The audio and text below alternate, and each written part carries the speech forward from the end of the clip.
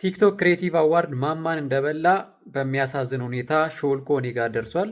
እያዘንኩም ቢሆን ልንገራችሁ፣ የዓመቱ ምርጥ ቲክቶከር ዩቲናስ በልተዋለች። አዋርዱ የሚሰጠው በቮት ብቻ አይደለም። ብዙ ሰዎች ቮት ብቻ እየመሰለው ይገኛል። 40-60 ነገር ነው፣ ቮትም ይቆጠራል። ከዛ በኋላ ደግሞ ቁጭ ብለው ኮሚቴ ተዋቅረው ማን ምን እንደሰራ ኤቭሪቲንግ የሚያጣሩና ነጥብ የሚሰጡ ሌሎችም አካላት አሉ። ስለዚህ እነዛ ነገሮች ናቸው ተደማምረው አንድ ላይ የዓመቱ ምርጥ ተብለው የሚሸለሙት። በዚህ ሁኔታም ዩቲናስ የዓመቱ ምርጥ ቲክቶከር መኪናውን በልተዋለች። ሌላው ደግሞ የዓመቱ ቤስት የወንድ ፈኒ ኮንተንት ክሬተር ዶሚኔት ኑሪ በልቶታል። በሴት ደግሞ አና ቤላ ትንሿ አና በልተዋለች። አጨቃጫቂ የነበረው የጎስትና የአቢ ኢዩኤል ደግሞ የአርሰናል ደጋፊ ቢሆንም እያለቀስኩ ነው የምናገረው፣ አቢ ኢዩኤል በልቶታል። በዜና ደግሞ እንደምታውቁት ሙሴ ከመታሰሩ በፊት የሚገርም ትንቅንቅ ነበረ። በስተመጨረሻ ግን ብሩክ ኒውስ አሸናፊ መሆኑ ተረጋግጧል። የቀሩትን ደግሞ ፓርትቱ ነግራቸዋለሁ። ወንጌል በአናቱ ይተከል። የምን ወንጌል ነው የምታወራው? ክብር ይበልጣል። ወንጌል ይላሉ እንዴ? ወንጌል አይደል እንዴ? ስለያዝኩኝ ማንም እየመጣ የሚጨፍርብኝ። ቀቅላችሁ ብሉት። ወንጌልን ምን አባቱ ያደርግልኛል? በክብሬ አልደራድርም እኔ። ወንጌልን ቀቅለ ብላው አልኩ። ዝም ማለት ሁሌ መረገጥ ስራ አይደለም። ሁሌ መሰደብ፣ ሁሌ የመጣ ማንም የሚያቀረሽበን ስራ የለም። ትረገጣለህ። በርጌ ነው ምረጥ። ከ6 ወር በፊት ዮኒ ማኛ አልተለወጠም፣ የውሸቱን ነው። ከጥቂት ጊዜ በኋላ ወደ ቀደመ ነገሩ ይመለሳል ብዬ ቪዲዮ ሰርቼ ስንት ሰው እንደሰደበኝ፣ ስንት ሰው ተቃውሞ እንዳደረሰብኝ፣ እረ አሁን ተለውጧል፣ መቼም አይመለስም ወደዛ ስድቡ፣ ስንትና ስንት ነገር እንደተባልኩኝ እኔ ነኝ ማቀው። እንደምታዩት ነው። ለማንኛውም ከ6 ወር በፊት እንደዚህ ብዬ ነበረ። የተባሉ በክርስትና ህይወት ያሉ ወንድምና እህቶች አሉኝና እኔ ክብሩን እሱ ይውሰድ፣ የኔ አይደለም። ከስድብ መንፈስ ያወጣኝ ጌታ እሱ ይንገስ።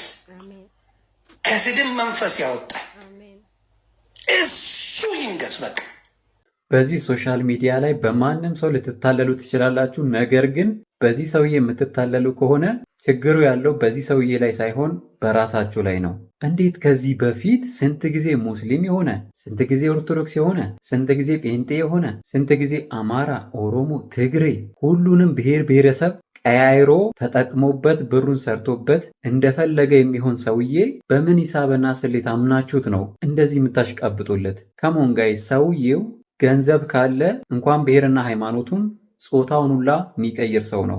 ጾታውን ራሱ ያልቀየረው የኢትዮጵያ ሕዝብ ሴንሲቲቭ ስለሆነ ድንጋይ አንስቶ ስለሚወግረው ፈርቶ ነው እንጂ ጾታውን ሁሉ ከስንት ዓመት በፊት የሚቀይር ሰው ነበረ። እንዴት በዚህ ሰው ትታለላላችሁ? እስቲ አሁን ራሱ ፊቱን ይዩት፣ እስቲ አነጋገሩን ይዩት። ምን ያክል እያላገጠ ምን ያክል ጊፍት ሲገባለት አነጋገሩን ከፍ ዝቅ እንደሚያደርግ። ይሄ ሰው ግን ከኢንተርቪው በፊት ይቅማል እንዴ?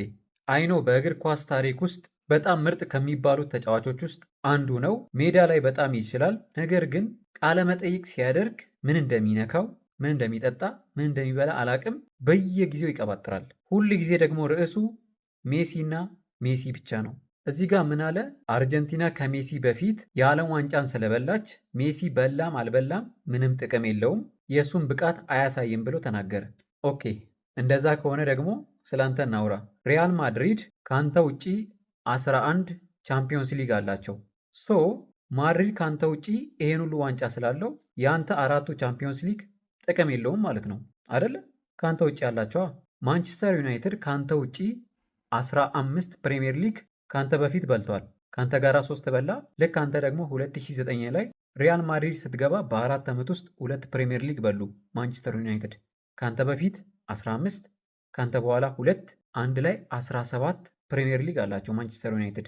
ሶ ከአንተ ጋር የበሉት 3ቱ ጥቅም የላቸውም ማለት ነው። ሰው እንዴት የአንድን ሰው ብቃት የአንድን ቲም ብቃት ከሱ በፊት በነበረው ብቃት ይገምተዋል? የትኛውም ቲም ከአንተ በፊትም ይሁን ከአንተ በኋላም ይሁን አንተ አሁን ላይ እየሰራኸው ላለው ነገር ግምት ሊሆን አይችልም።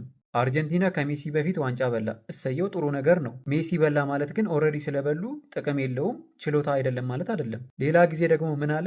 ሜሲ ዋንጫ ስለበላ የዓለም ዋንጫ ስለበላ የዓለሙ ምርጥ ሊሆን አይችልም።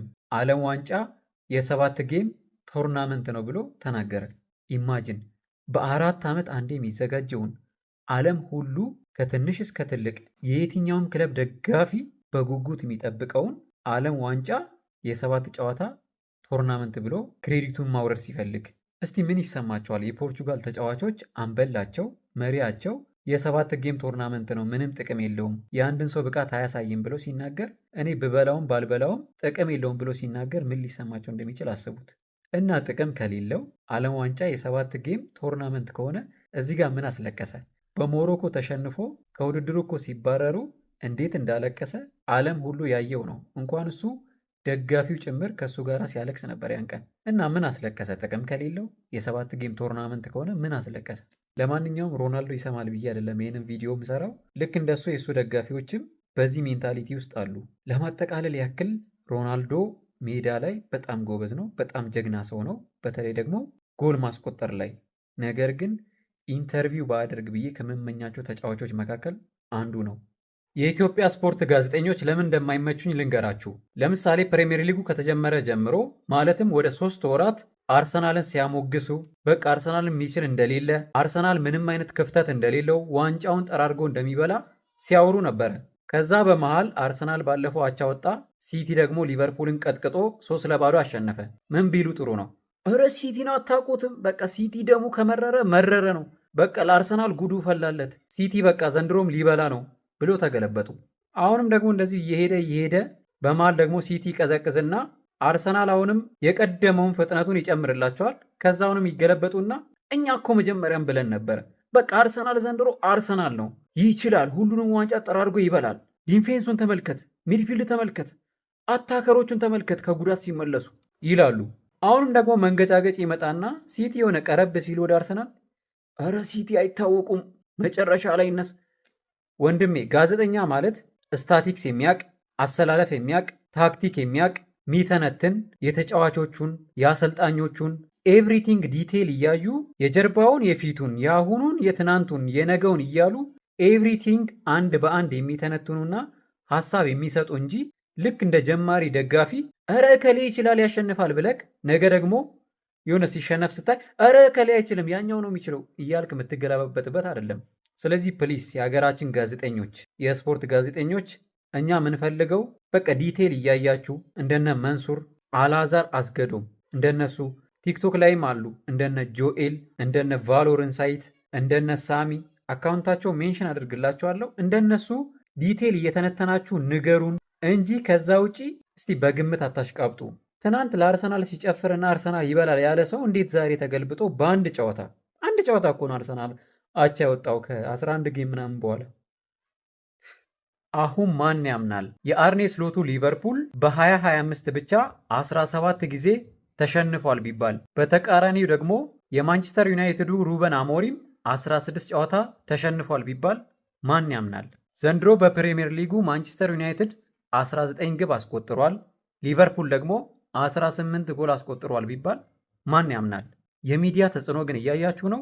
አንድም ሰው ሊቨርፑል ሲናገር በዚህ ሚዲያ ላይ አትሰሙም፣ አታዩም። በጭራሽ በቃ ምንም ነገር የለም። አስቡት፣ አምና ዋንጫ የበላ ዘንድሮ ደግሞ ግማሽ ቢሊየን ብር ኢንቨስት አድርጎ አዳዲስ ተጫዋቾችን ያስፈረመ ክለብ ወራጅ ቀጠና ይሆናሉ ተብሎ ከሚጠበቁት ማንቸስተር ዩናይትድ በታች ሲሆን፣ በጣም የሚያስቀው ነገር ሚዲያው አሁንም አርሰናል ላይ ነው አፉን የሚከፍተው። ፕሪሚየር ሊግ ላይ አንደኛ፣ ቻምፒዮንስ ሊግ ላይ አንደኛ፣ በካራባው ካፕ ሁለቱንም ጨዋታ አሸንፎ ኳርተር ፋይናል የደረሰ እስካሁን ድረስ አንድ ጨዋታ ብቻ የተሸነፈ። አስቡት፣ ይህን ሁሉ አሳክቶ 10 ጨዋታ ስትሬት አሸንፎ እስቲል አፍ የሚከፈተው አርሰናል ላይ ነው። ለነገሩ ትልቅ ስትሆን ሁሉም ስላንተ ያወራል።